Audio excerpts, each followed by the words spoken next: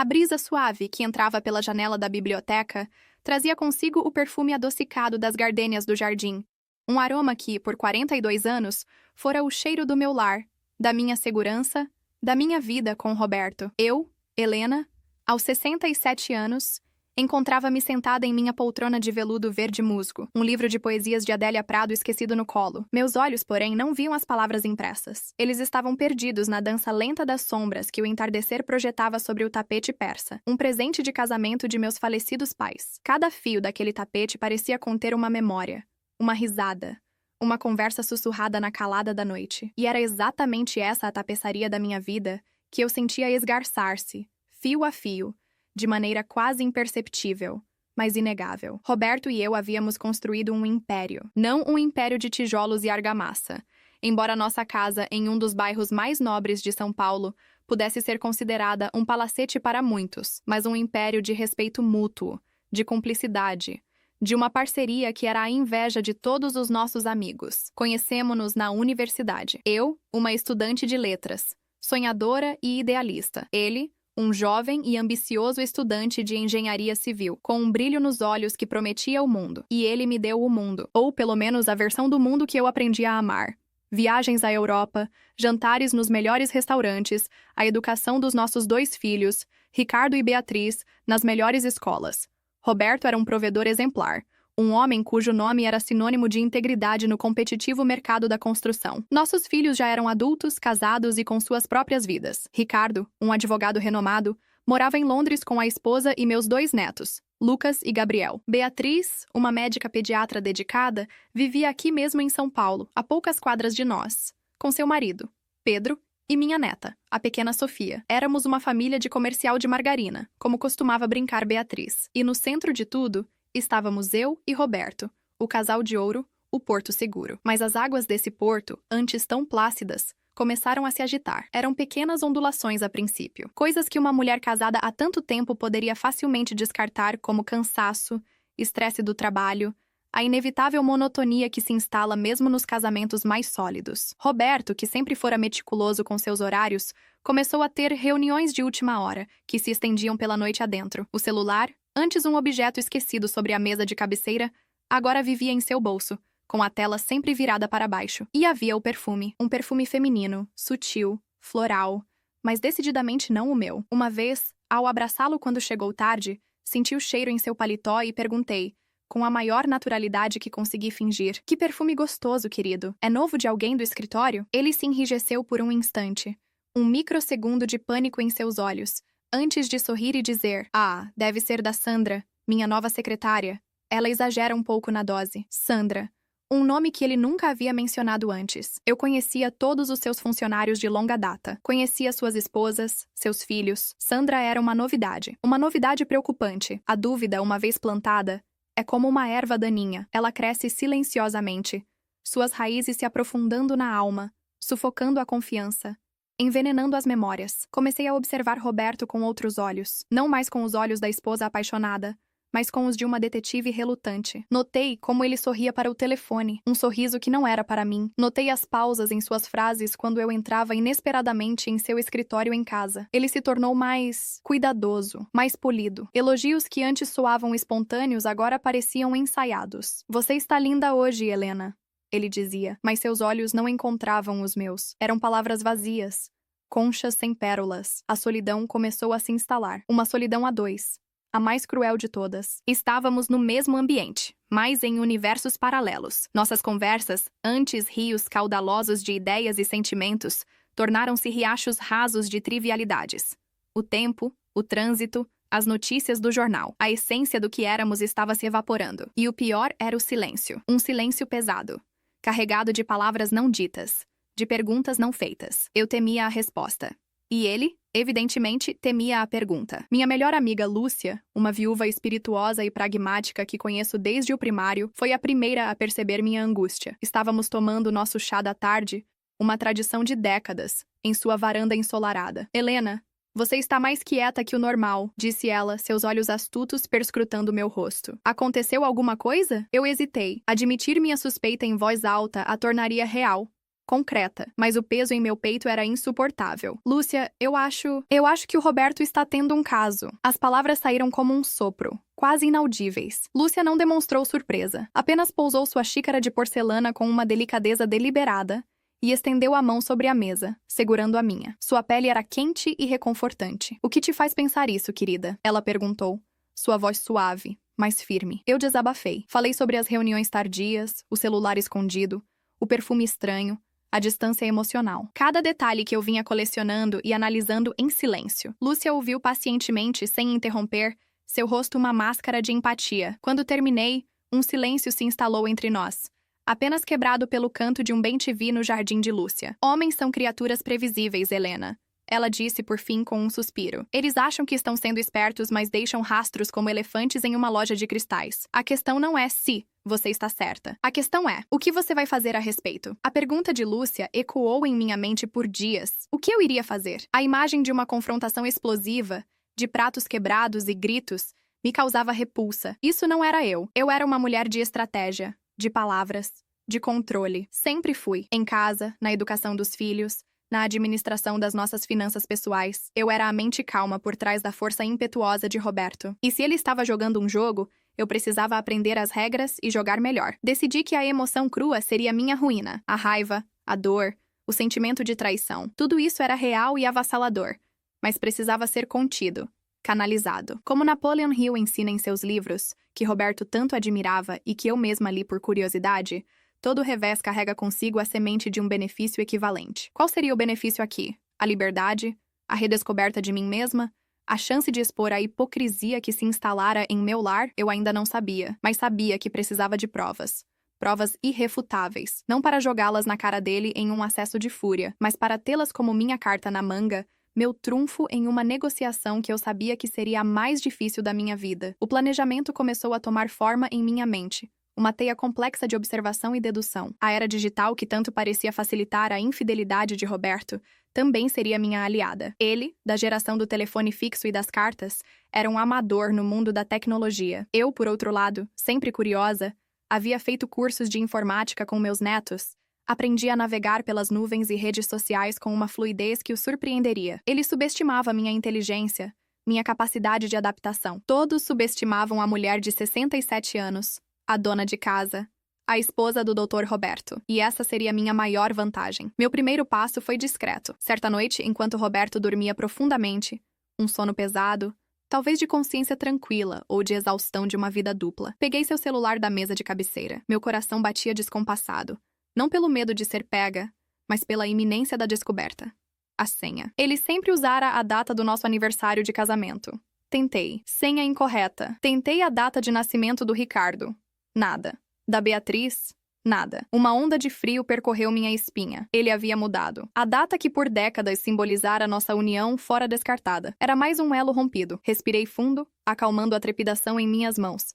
Pensei como ele. O que seria importante para ele agora? O que ocupava sua mente? Lembrei-me de um projeto novo e gigantesco que sua construtora havia ganhado. O edifício Renascer. Ele vivia falando sobre isso. Sobre como seria seu legado. Digitei renascer seguido do ano corrente. Nada. Tentei variações. Foi então que uma ideia me ocorreu. Sandra, a secretária. Qual era a importância dela? Seria apenas um nome ou algo mais? Deixei o celular de lado e fui até o escritório dele. Liguei o computador. Ele também tinha senha, mas essa eu sabia. Imperium, o nome do nosso primeiro veleiro. Um nome que falava de poder e controle. Ingênuo. Dentro do sistema da empresa, ao qual eu tinha acesso como sócia minoritária, uma formalidade que ele insistiu em manter, procurei a ficha de funcionários. Sandra Oliveira. Idade, 34 anos. Data de nascimento, 12 de abril. Voltei para o quarto, o coração novamente aos pulos. Peguei o celular. Digitei os 4 dígitos. 1204. A tela se abriu. Um universo inteiro de mentiras se descortinou diante de mim. Mensagens trocadas no WhatsApp. O apelido carinhoso, meu anjo.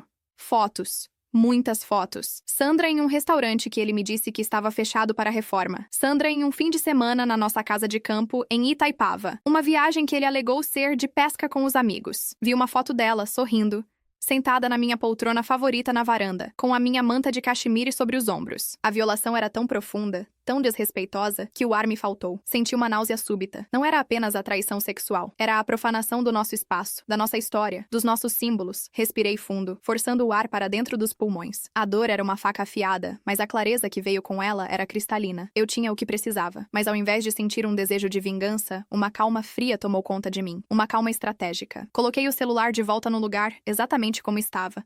Apaguei meus rastros no computador do escritório.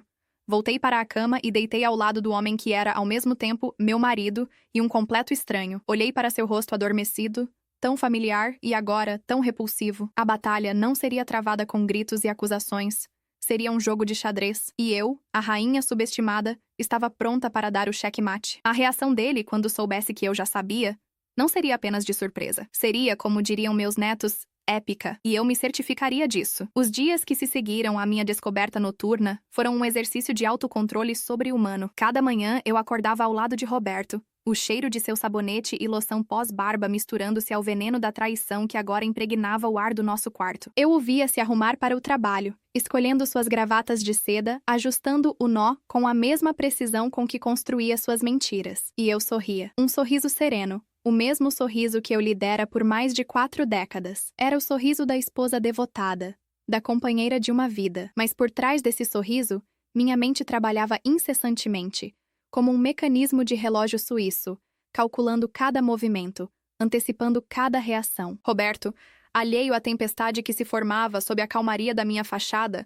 parecia mais relaxado. Talvez ele pensasse que havia aperfeiçoado sua rotina de enganos. Ele se tornou mais afetuoso, de uma maneira quase teatral. Trazia-me flores sem motivo aparente, elogiava meu jantar com um entusiasmo exagerado e sugeria que fizéssemos uma viagem, só nós dois como nos velhos tempos, para a Itália. Era a clássica manobra da supercompensação, uma tentativa grosseira de aliviar sua própria culpa, de me cobrir com um manto de suposta normalidade para que eu não visse a sujeira por baixo. E eu aceitava tudo. Aceitei as flores, agradeci os elogios e disse que a ideia da viagem era maravilhosa. Podemos começar a planejar, querido, eu disse, enquanto meu verdadeiro plano, muito mais complexo e devastador, tomava forma. Meu primeiro passo foi fortalecer meu círculo de apoio, mas de forma seletiva. Eu não queria um coro de lamentações ou conselhos passionais. Precisava de mentes claras e leais. Além de Lúcia, recorri ao meu filho, Ricardo. Uma ligação para Londres, sob o pretexto de saber dos netos, transformou-se em uma confissão velada. Ricardo, meu filho, preciso do seu conselho. Não como filho, mas como o advogado brilhante que você é. Comecei, minha voz cuidadosamente calibrada para soar preocupada, mas não desesperada. Mãe, o que aconteceu? É o papai? Ele está bem? A preocupação em sua voz era genuína, e aquilo me doeu. Seu pai está ótimo, querido. Ótimo até demais. O assunto é delicado. Envolve o patrimônio da família. Eu sabia que a palavra patrimônio acionaria seu cérebro de advogado. Expliquei que com a idade comecei a me preocupar com a organização das nossas finanças e que gostaria de entender melhor a estrutura societária da construtora, os bens que estavam em meu nome, os que estavam em nome dele e os que eram conjuntos. Foi uma maneira de pedir uma auditoria sem usar essa palavra. Ricardo, treinado para detectar nuances, percebeu que havia algo mais. Mãe, isso é repentino. Aconteceu alguma coisa que eu precise saber? Apenas prudência, meu filho. Uma mulher na minha idade precisa entender sua própria situação. Seu pai sempre cuidou de tudo. E eu fui complacente. É hora de me tornar mais informada. Ele concordou em analisar tudo remotamente, com a ajuda de um colega de confiança no Brasil. Mantenha-me informado de tudo, mãe. Tudo mesmo. A ênfase no tudo era seu jeito de dizer que estava ali para mim, para o que quer que fosse. Enquanto Ricardo investigava a teia financeira, eu me concentrava na teia emocional. Comecei a observar Roberto não apenas como um traidor, mas como um objeto de estudo. Quais eram seus pontos fracos? Sua vaidade, sem dúvida. Seu ego, inflado por décadas de sucesso e adulação. E, acima de tudo, seu pavor de escândalo. A imagem do Dr. Roberto, o empresário íntegro, o patriarca exemplar, era a fundação sobre a qual ele construíra sua identidade. Um escândalo público, uma separação litigiosa, seria um terremoto que abalaria essa fundação até o alicerce. E havia Sandra. Quem era ela? Uma pesquisa discreta nas redes sociais me deu um retrato mais claro. Sandra Oliveira, 34 anos, divorciada, sem filhos. Suas postagens eram um misto de fotos de viagens, algumas em lugares suspeitosamente parecidos com os destinos das viagens de negócios de Roberto. Citações de autoajuda e uma clara ostentação de um estilo de vida que seu salário de secretária dificilmente bancaria. Bolsas de grife, jantares em restaurantes caros, um apartamento novo em um bairro elegante. Tudo pago, eu imaginava, com o dinheiro que ajudara a construir, com o suor dos meus anos de dedicação silenciosa. A raiva borbulhou, mas eu a engoli, transformando-a em combustível para minha determinação. Minha filha, Beatriz, era um caso diferente. Doce e sensível, ela idolatrava o pai. Uma revelação abrupta a esmagaria. Com ela, a abordagem precisava ser mais sutil. Comecei a convidá-la para almoços semanais, só nós duas, no nosso restaurante favorito. Falávamos sobre Sofia, seu trabalho no hospital, a vida, e aos poucos, eu introduzia o tema da resiliência feminina, da importância da independência, não apenas financeira, mas emocional. Sabe, Bia, eu disse em um desses almoços, enquanto ela me contava sobre um caso difícil no hospital. Nós, mulheres da minha geração, fomos criadas para sermos o suporte, para vivermos à sombra dos nossos maridos. E não há nada de errado em apoiar quem amamos, mas nunca podemos nos esquecer de quem somos, de nossa própria força. Ela me olhou, um pouco surpresa. A senhora está tão filosófica hoje, mamãe. A idade nos traz perspectiva, minha filha. Eu vejo você, uma médica brilhante, uma mãe maravilhosa, uma esposa, e quero que você sempre se lembre que é uma mulher completa por si só. Seu valor não depende de ninguém. Eu estava plantando sementes de força e independência no coração da minha filha, preparando-a sem que ela soubesse para a tempestade que se aproximava. Eu não queria que ela tomasse partido, mas queria que ela estivesse forte o suficiente para entender a complexidade da situação quando a verdade viesse à tona. Enquanto isso, a manipulação de Roberto continuava, e eu comecei a me divertir com ela, de uma forma sombria e perversa. Era um jogo, e eu estava aprendendo a jogar. Ele chegava em casa e reclamava do trânsito, de uma reunião estressante. Eu sabia, por meio do rastreador que discretamente instalei no carro dele, uma sugestão pragmática de Lúcia, que ele estivera no bairro onde Sandra morava. Oh, meu pobre querido, eu dizia, massageando seus ombros. Você trabalha demais. Talvez devesse tirar uma tarde de folga. Ir pescar, talvez?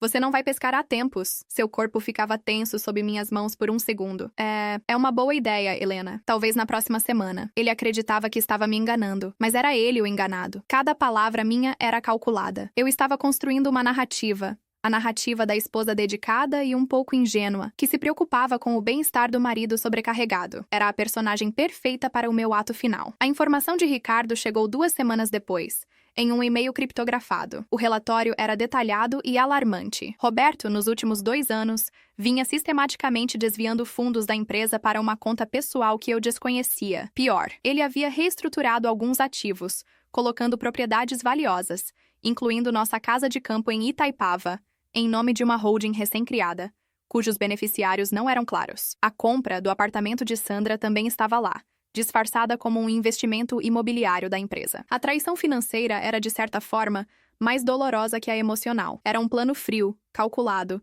para me despojar não apenas da minha dignidade, mas do futuro que eu acreditava estar seguro. Ele não estava apenas tendo um caso, ele estava construindo uma nova vida, com meu dinheiro nas minhas costas. Sentei-me em minha biblioteca, o mesmo lugar onde a dúvida nascera, mas agora com a certeza sombria da traição completa. O cheiro das gardênias já não me trazia paz. Parecia um perfume fúnebre. A dor era imensa.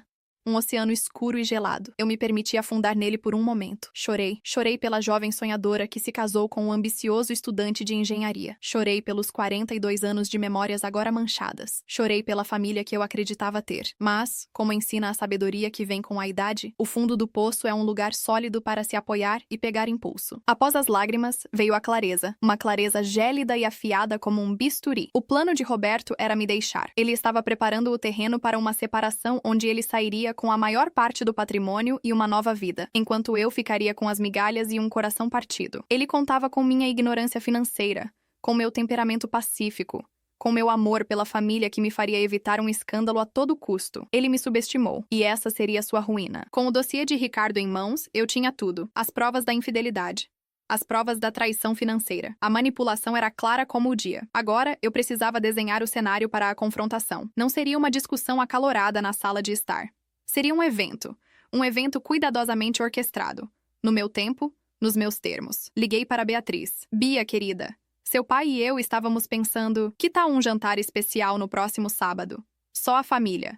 Você, Pedro, Sofia, e vou convidar o Ricardo para participar por vídeo, para matar a saudade. Quero comemorar a vida. Que ideia ótima, mãe. Comemorar o quê exatamente? Comemorar a família, minha filha. A importância de estarmos juntos. Depois liguei para Roberto. Querido, tive uma ideia maravilhosa. Marquei um jantar em família para sábado. Chamei a Bia e o Pedro, e o Ricardo vai entrar por vídeo. Quero que seja uma noite especial. Você poderia convidar seu braço direito da empresa? Aquele de quem você tanto se orgulha? Acho que o nome dele é Carlos. E talvez sua nova secretária, a Sandra, para que ela se sinta integrada à família da empresa. Houve um silêncio mortal do outro lado da linha. Eu podia quase ouvir as engrenagens em sua cabeça girando freneticamente. A Sandra?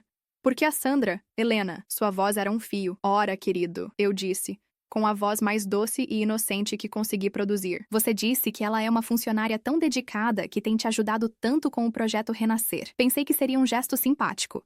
Quero mostrar meu apreço por quem ajuda meu marido a ter sucesso. Não é uma boa ideia? Ele gaguejou. Sim, claro.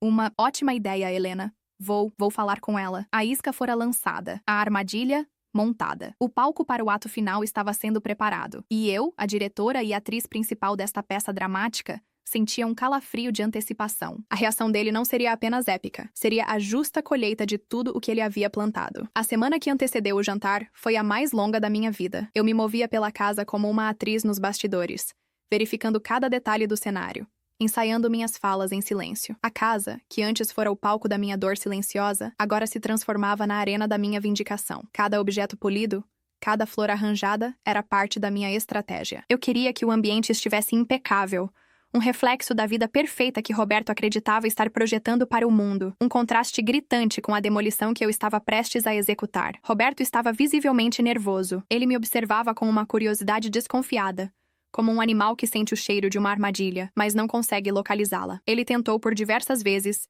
me dissuadir de convidar Sandra. Helena, pensei melhor, ele disse na quinta-feira à noite, enquanto eu finalizava o cardápio com a cozinheira. Acho que não é apropriado misturar trabalho e família dessa forma. A Sandra é muito tímida, ela não se sentiria à vontade. Eu me virei, secando as mãos em um pano de prato, e lhe dei um sorriso compreensivo. Não seja bobo, querido. É só um jantar. Além disso, eu insisto. Já até comprei um pequeno presente para ela, como agradecimento por todo o trabalho extra que ela tem feito. Seria uma grosseria desconvidá-la agora. A menção do presente o deixou pálido. Ele não podia recusar sem levantar suspeitas. Ele estava encurralado pela minha falsa generosidade. Uma armadilha forjada com a mais fina seda da cordialidade. Ele apenas anuiu com a cabeça, derrotado, e se retirou para o escritório, provavelmente para ligar para a amante e tentar controlar os danos, para instruí-la sobre como se comportar. Mal sabia ele que o comportamento dela era a menor das minhas preocupações. Naquela semana, também tive uma longa conversa com Lúcia. Coloquei-a a par de todo o plano. Ela, com seu pragmatismo afiado, fez algumas sugestões. Helena, você precisa gravar tudo, ela disse sem rodeios. A palavra de um homem como Roberto, em pânico, vale menos que uma nota de R$3. Você precisa da reação dele, da confissão dele, registrada, para sua proteção futura. Segui seu conselho. Comprei um pequeno gravador digital, discreto o suficiente para ser escondido sob a toalha de mesa, perto da minha cadeira. Também posicionei meu celular em um ângulo estratégico na estante da sala de jantar, filmando a mesa sob o pretexto de registrar um momento em família para mostrar aos netos depois. Roberto estava tão absorto em sua própria ansiedade que nem percebeu esses detalhes. Ele via o que queria ver. Sua esposa dedicada preparando uma festa. A noite de sábado chegou, carregada de uma eletricidade quase palpável. Eu me vesti com um cuidado especial. Escolhi um vestido de seda azul marinho, elegante e sóbrio. Usava as joias que Roberto me dera no nosso 30º aniversário de casamento. Um colar e brincos de pérolas e diamantes. Queria que ele me visse como a mulher que sempre fui. Sua esposa, a matriarca da família, a personificação da dignidade que ele estava prestes a destruir. Beatriz e Pedro chegaram primeiro com a pequena Sofia que correu para meus braços.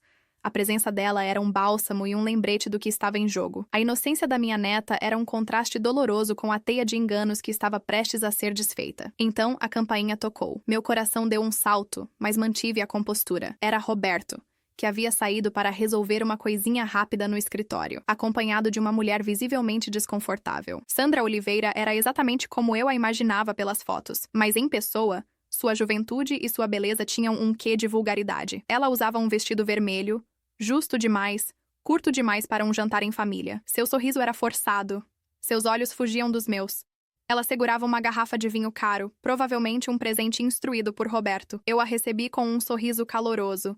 O sorriso de uma anfitriã perfeita. Sandra, que prazer finalmente conhecê-la pessoalmente. Roberto fala maravilhas de você. Seja muito bem-vinda à nossa casa. Peguei em sua mão. Estava fria e úmida. Ela murmurou um "Obrigada, dona Helena", sem conseguir me encarar. Roberto, ao lado dela, parecia um homem a caminho da forca. Conduzi-os à sala de estar, onde Beatriz e Pedro já estavam. As apresentações foram tensas. Beatriz, com sua intuição aguçada, lançou um olhar questionador para mim, que eu respondi com uma serenidade que a confundiu ainda mais. Na sala de jantar, o notebook já estava aberto na cabeceira oposta à minha, com a tela mostrando o rosto sorridente de Ricardo, em Londres. "Mãe, pai, Bia, que saudade de vocês", ele disse, sua voz enchendo a sala. "Ricardo, meu filho, que bom te ver", eu disse, acenando. "Quero te apresentar uma pessoa.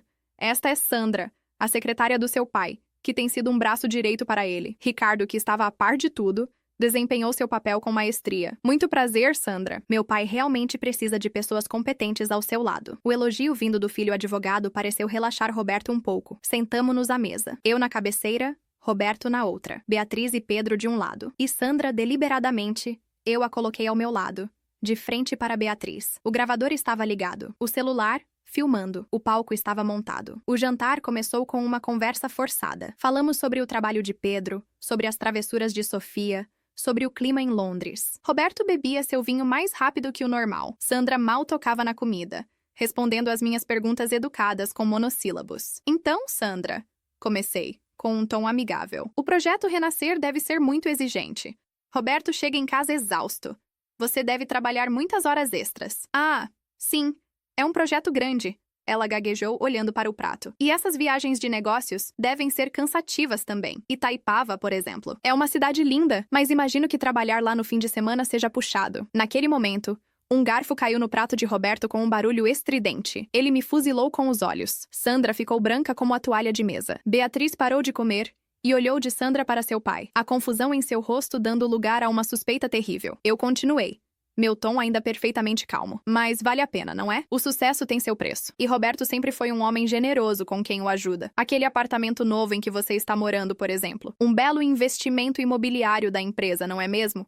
Uma forma de reconhecer seu talento." O silêncio na sala era tão denso que poderia ser cortado com uma faca. Sandra começou a tremer. Pedro olhava para Roberto, chocado. Beatriz levou a mão à boca, seus olhos se enchendo de lágrimas ao entender a cruel realidade. Ricardo, na tela do computador, assistia a tudo com uma expressão grave. Roberto finalmente encontrou a voz. Era um rosnado baixo, perigoso. "Helena, o que você está insinuando?" Ele estava tentando me intimidar, usar o tom autoritário que funcionava tão bem em suas salas de reunião. Mas eu não era uma de suas funcionárias. Eu era sua esposa. E eu sabia de tudo. Foi então que a manipulação dele começou. Um último e desesperado esforço para virar o jogo, para me pintar como a louca, a ciumenta, a desequilibrada. "Helena, querida, você não está bem", ele disse, sua voz mudando para um tom de falsa preocupação. Ele se virou para os outros na mesa. "Minha esposa, ela tem andado muito estressada, imaginando coisas. A idade, sabem como é? A menopausa tardia pode ser muito cruel. Ela está confundindo a realidade." Ele tentou me humilhar, me descredibilizar na frente dos meus próprios filhos, usando minha idade e meu gênero contra mim. Era um golpe baixo. Viu? Mas eu esperava por ele. Era parte do script dele. "Você está me chamando de louca, Roberto?" perguntei, minha voz ainda firme, sem um pingo de histeria. "Você acha que eu estou imaginando o seu celular, cuja senha é a data de aniversário da sua amante? 12 de abril. Ou as mensagens que vocês trocam, me chamando de a velha, enquanto planejam o futuro de vocês? Ou talvez eu esteja imaginando os extratos bancários da conta HR Investimentos Secretos, para onde você desviou mais de 3 milhões de reais do nosso patrimônio nos últimos 2 anos?" Cada palavra era um golpe. Roberto empalideceu, sua máscara de preocupação se desfazendo para revelar o pânico puro. Ele olhou para Sandra, que agora soluçava baixinho, e depois para mim, com um misto de ódio e incredulidade. "Você não sabe do que está falando", ele sibilou. "Você é uma dona de casa. O que entende de finanças? Eu entendo o suficiente para ter pedido ao meu filho, o brilhante advogado que você tanto se orgulha de ter criado, para fazer uma auditoria completa em tudo. E ele encontrou, Roberto. Encontrou tudo. A holding no Panamá, a compra superfaturada do apartamento dela com dinheiro da empresa, a transferência de bens para o seu nome apenas. Você não estava apenas me traindo. Você estava me roubando. Você estava planejando me descartar sem nada. Eu me levantei.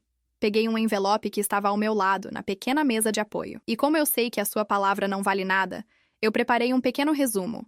Cópias para todos. Entreguei um envelope para Beatriz e Pedro. Olhei para a câmera do notebook. Ricardo, o seu já foi enviado por e-mail. E então, peguei o último envelope e o pequeno pacote de presente que havia mencionado. Caminhei lentamente até Sandra, que me olhava com olhos aterrorizados. Sandra, eu disse, minha voz agora sem qualquer traço de cordialidade, fria como o aço. Isto é para você. Entreguei-lhe o envelope com as cópias das mensagens mais comprometedoras e algumas provas da fraude financeira. E depois, o presente. E isso também, eu disse. É a minha manta de cachemir. Notei que você gostou dela quando esteve na nossa casa de campo, sentada na minha poltrona. Pode ficar.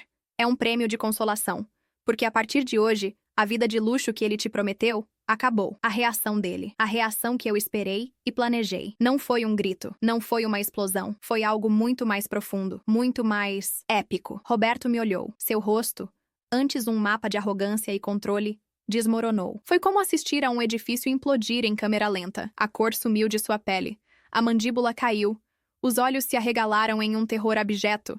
Não de quem foi pego, mas de quem foi completamente e absolutamente superado. Ele não estava olhando para a esposa traída. Ele estava olhando para um gênio estratégico que ele nunca soube que existia. Uma adversária que o havia desmantelado peça por peça, na frente de toda a sua família, sem levantar a voz. A compreensão de que ele não havia apenas perdido o jogo, mas que nunca sequer entendeu as regras com as quais eu estava jogando, o atingiu como uma força física. Ele abriu a boca para falar, mas nenhum som saiu. Apenas um arquejo, um som gutural de aniquilação total do ego. Ele, o grande Dr. Roberto, o titã da construção civil, o mestre manipulador, fora reduzido a um menino assustado, pego com a mão no pote de doces pela mulher que ele considerava uma peça decorativa em sua vida de sucesso. E naquele silêncio ensurdecedor, eu sabia que havia vencido. O silêncio que se seguiu à minha revelação foi a coisa mais ruidosa que eu já experimentei. Era um vácuo preenchido pela estupefação de Beatriz e Pedro, pelo soluço contido de Sandra, pela expressão grave e solidária de Ricardo na tela do computador e, acima de tudo, pelo colapso mudo de Roberto. Seu rosto era uma tela em branco, onde o choque, a negação e a humilhação total lutavam por proeminência. O homem que construía impérios de concreto e arrogância estava em ruínas,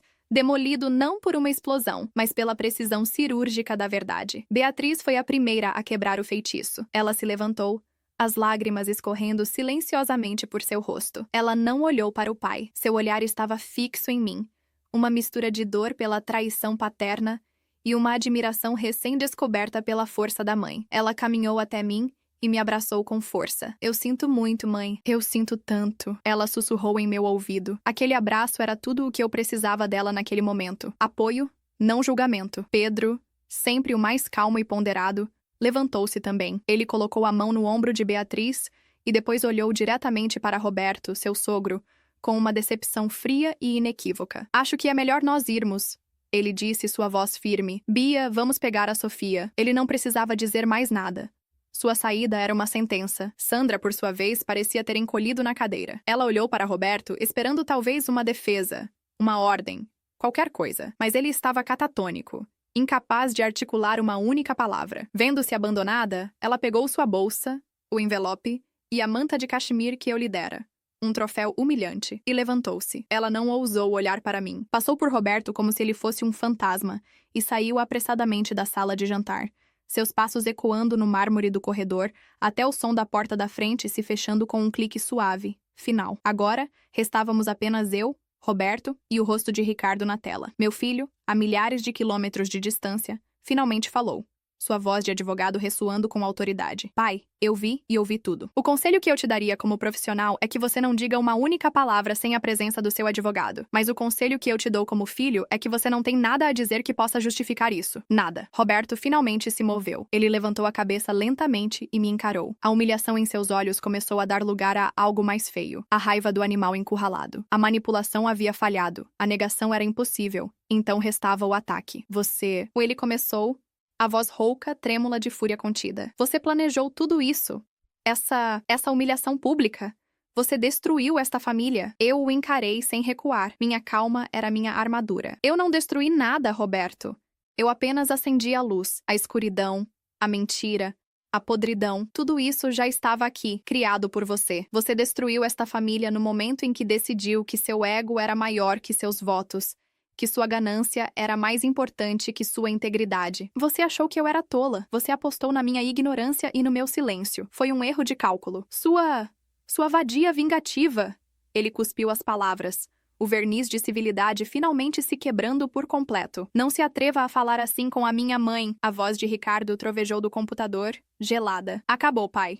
Acabou. Roberto se levantou de um salto, a cadeira caindo para trás com um estrondo. Por um momento, temi que ele pudesse se tornar violento, mas ele apenas me olhou com um ódio puro e impotente. Virou-se e saiu da sala de jantar, subindo as escadas a passos pesados. Ouvimos a porta do nosso quarto, do meu quarto agora, bater com uma força que fez as paredes tremerem. Sozinha na sala de jantar devastada, com a comida intocada na mesa e o rosto preocupado do meu filho na tela, eu finalmente me permiti sentar. A adrenalina que me sustentara por dias começou a se dissipar, deixando para trás um cansaço profundo, uma dor surda. Mas não havia arrependimento. Havia a clareza sombria de um campo de batalha após a vitória. A guerra fora terrível, mas necessária. Mãe, você está bem? Perguntou Ricardo, sua voz agora suave. Vou ficar, meu filho. Vou ficar, respondi, a voz um pouco trêmula pela primeira vez naquela noite. Desligue agora, querido. Vá cuidar da sua família. Eu cuido das coisas por aqui. Tem certeza? Absoluta. Eu te amo. Também te amo, mãe. Me ligue a qualquer hora. A tela ficou preta. O silêncio voltou, mas dessa vez era diferente. Não era pesado, mas vazio. O fim de uma era. Eu sabia que a noite estava longe de terminar, e os dias seguintes seriam um labirinto de procedimentos legais e arranjos práticos. A separação, o divórcio, a divisão do que restava do nosso império. Mas o passo mais difícil, a confrontação com a verdade, havia sido dado, e eu o dera nos meus termos. Naquela noite, não dormi no meu quarto. Dormi no quarto de hóspedes, um espaço neutro, impessoal. Deitei na cama, e o peso de 42 anos de vida em comum desabou sobre mim. As memórias boas, os momentos felizes, eles também existiram, e agora se misturavam amargamente com a traição. Eu chorei. Não as lágrimas de uma vítima, mas as lágrimas de luto por uma vida que terminara, por um homem que eu amei e que, de certa forma, morrera para mim naquela noite. Na manhã seguinte, desci para encontrar a casa silenciosa. Roberto já havia saído. Sobre a mesa da cozinha, um bilhete. Não era um pedido de desculpas. Era uma declaração de guerra. Você vai se arrepender disso.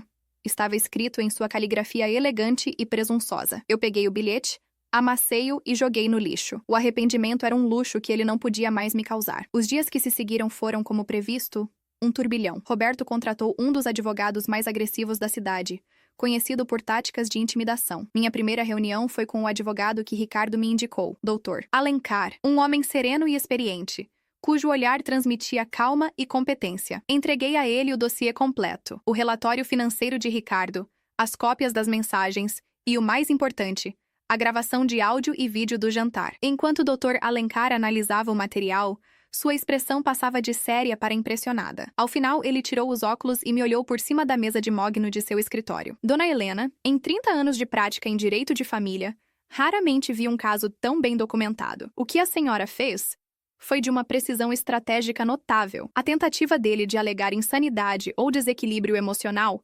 gravada, é uma pérola. Isso mina completamente a credibilidade dele. Dr. Alencar explicou que a estratégia do advogado de Roberto seria me arrastar para um litígio longo e desgastante, esperando que eu cedesse para evitar mais exposição e dor. Eles vão apostar no seu cansaço, na sua vontade de virar a página. Mas com isso, ele disse, batendo levemente no dossiê, nós temos o controle.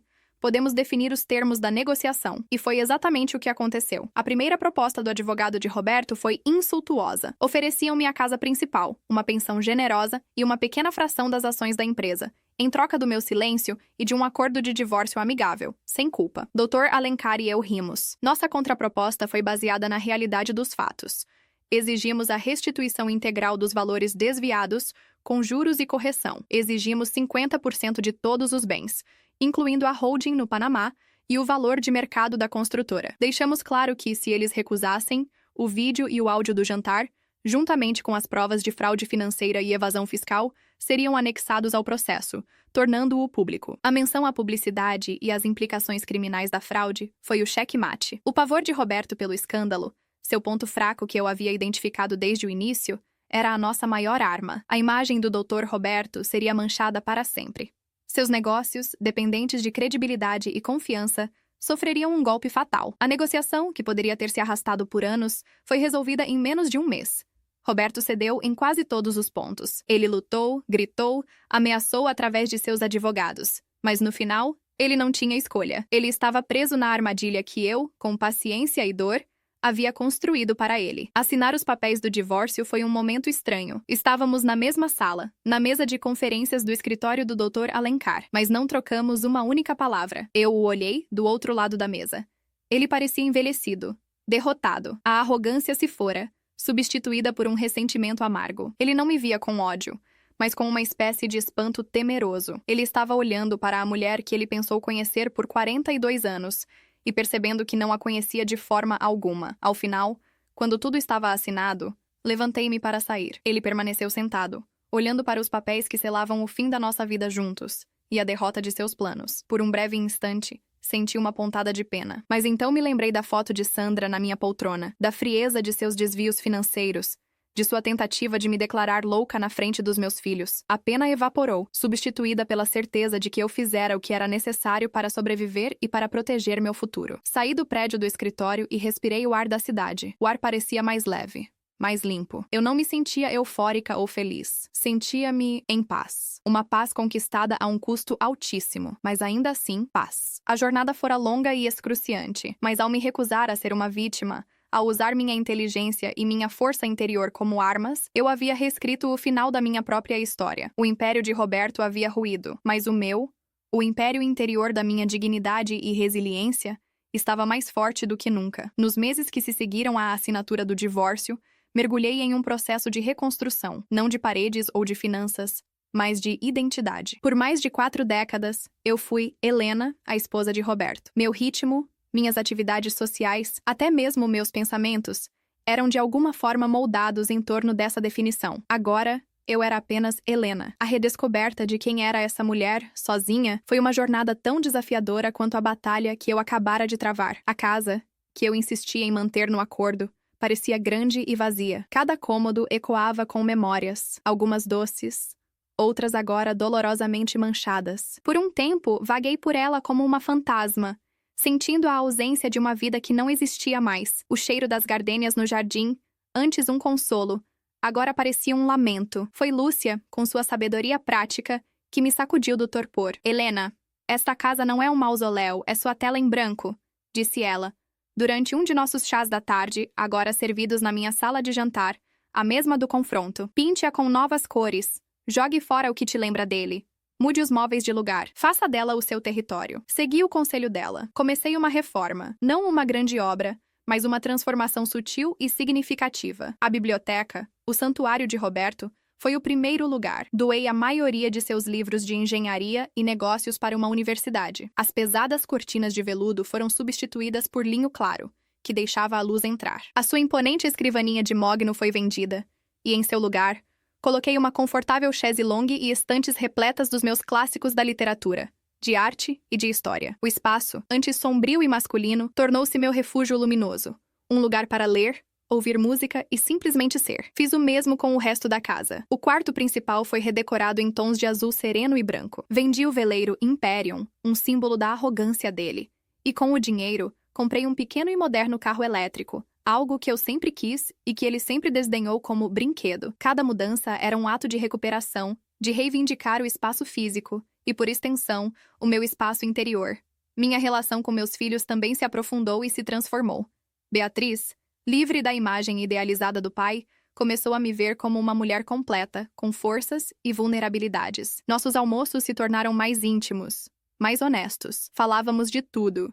De seus desafios como médica a minhas novas aventuras como uma mulher solteira de 68 anos. Ela me contou que a revelação sobre o pai a fez reavaliar seu próprio casamento, não por desconfiança, mas com um novo apreço pela parceria honesta que ela e Pedro tinham. Ela e o marido se tornaram meu porto seguro em São Paulo, garantindo que eu nunca me sentisse verdadeiramente sozinha. Com Ricardo, a dinâmica também mudou. Nossa comunicação, antes focada em assuntos familiares, expandiu-se. Ele me ligava não apenas para checar se eu estava bem, mas para discutir livros, política, o mundo. Ele me via não apenas como mãe, mas como uma conselheira, uma mente estratégica cuja força ele passara a admirar imensamente. Sabe, mãe, ele me disse em uma ligação, o que você fez Foi a coisa mais Napoleon Hill que eu já vi. Você transformou uma adversidade terrível em um poder imenso, não com emoção cega, mas com um plano mestre definido. Papai sempre teve os livros dele na prateleira, mas foi você quem aplicou os princípios. Aquele elogio,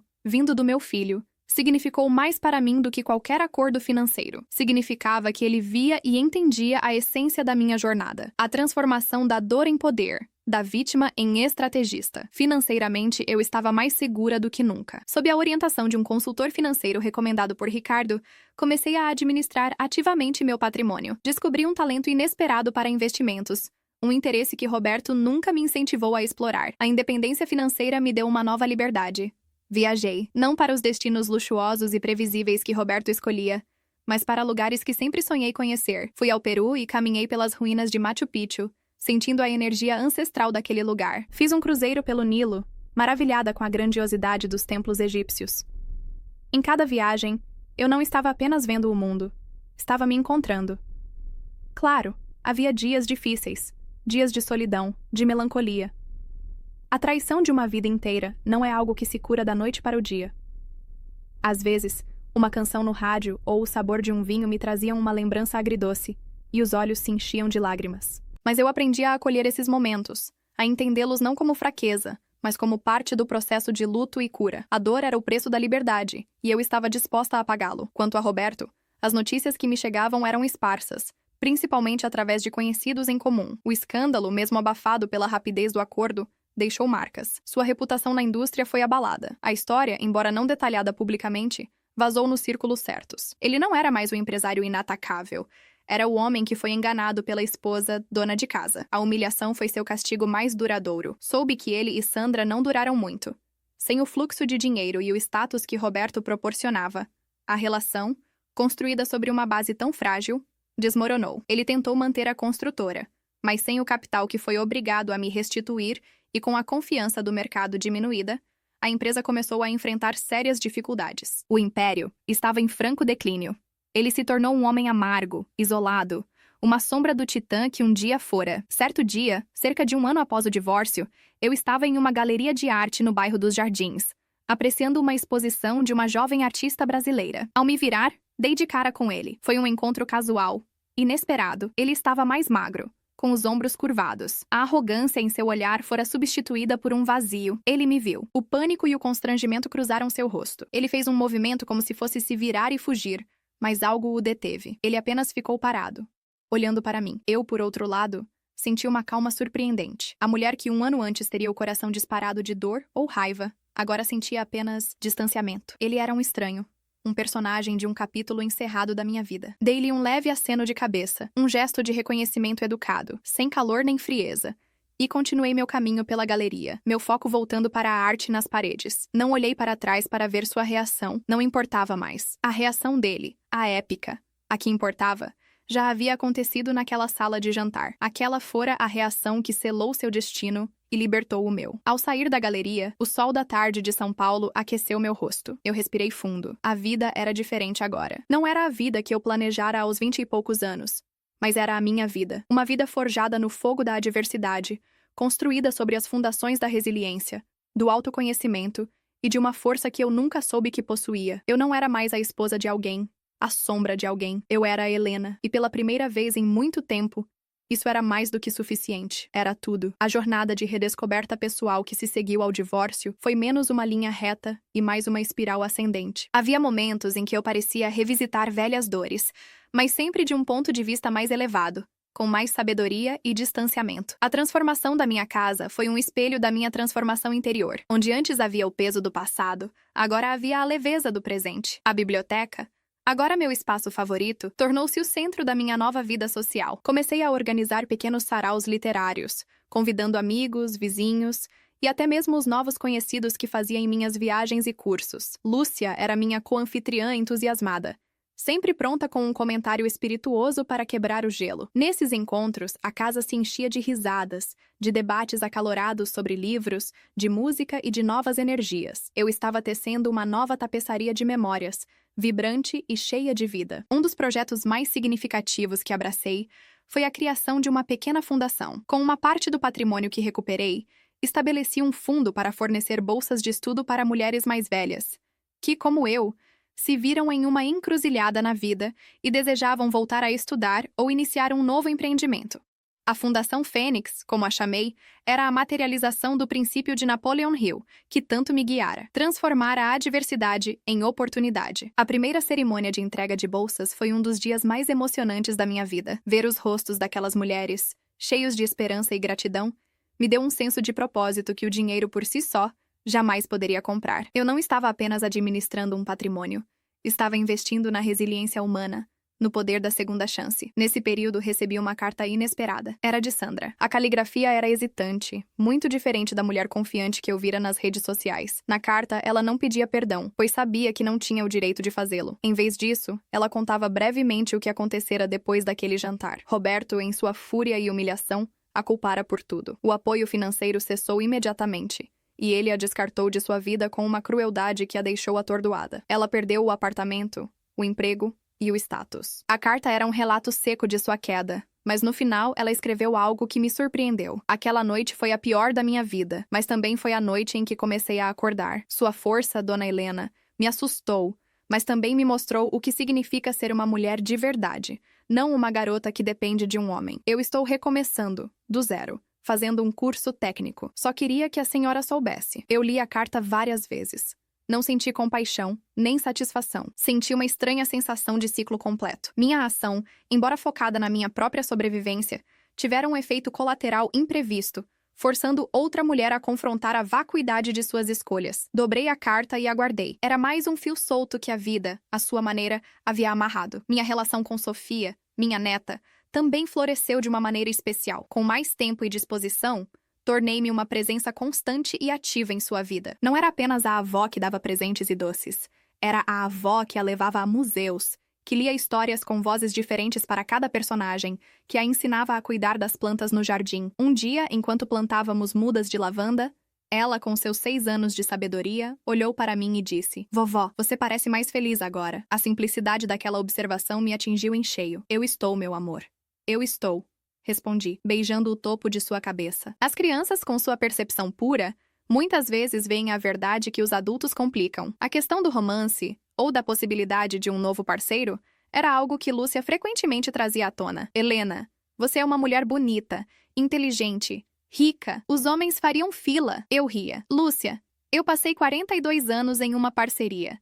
Estou desfrutando da minha própria companhia. Não estou fechada para a vida, mas também não estou procurando por ela em um novo relacionamento. Se tiver que acontecer, acontecerá. Mas minha felicidade não depende mais disso." E era verdade. Eu estava aprendendo a namorar a mim mesma, a me levar para jantar, a comprar flores para minha própria casa, a desfrutar do silêncio confortável da minha própria presença. A solidão, que antes me assustava, transformou-se em solitude.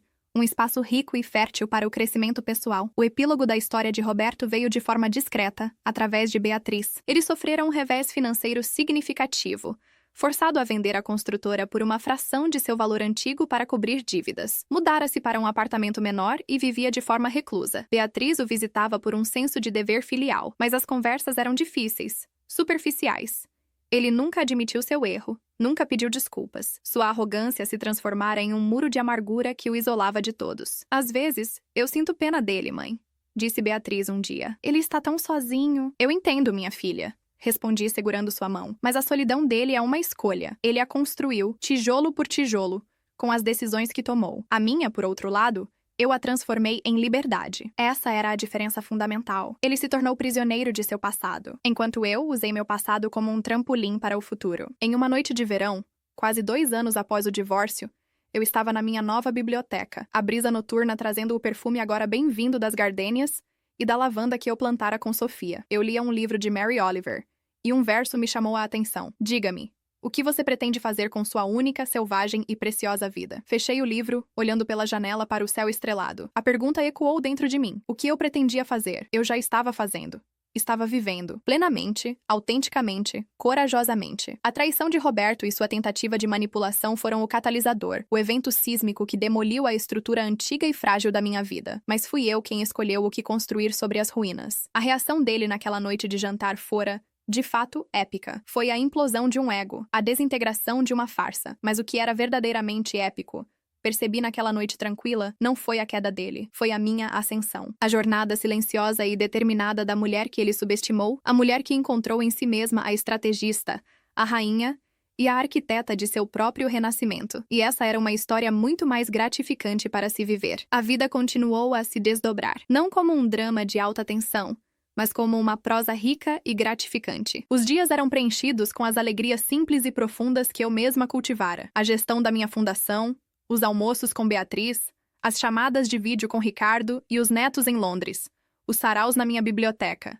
minhas viagens solitárias e, acima de tudo, a paz de estar em casa comigo mesma. Um dia, ao arrumar alguns papéis antigos, encontrei uma fotografia de mim e Roberto, tirada no início do nosso casamento. Éramos jovens, sorridentes, cheios de sonhos. Olhei para a jovem Helena na foto, com seus olhos idealistas, e senti um carinho por ela. Queria poder dizer a ela que a vida seria muito mais complicada e dolorosa do que ela imaginava, mas que ela era infinitamente mais forte do que pensava. Queria dizer a ela que seu maior triunfo não seria o sucesso de seu marido, ou a criação de uma família perfeita, mas sua capacidade de se reerguer após a mais devastadora das quedas. Não senti raiva ao olhar para o jovem Roberto. Senti uma espécie de tristeza distante, a mesma que se sente por uma promessa não cumprida. Ele tinha tanto potencial para a grandeza, não apenas nos negócios, mas como ser humano. Mas em algum ponto do caminho, ele se perdeu em seu próprio reflexo, apaixonado pelo poder e pela imagem, esquecendo-se da substância. Guardei a foto,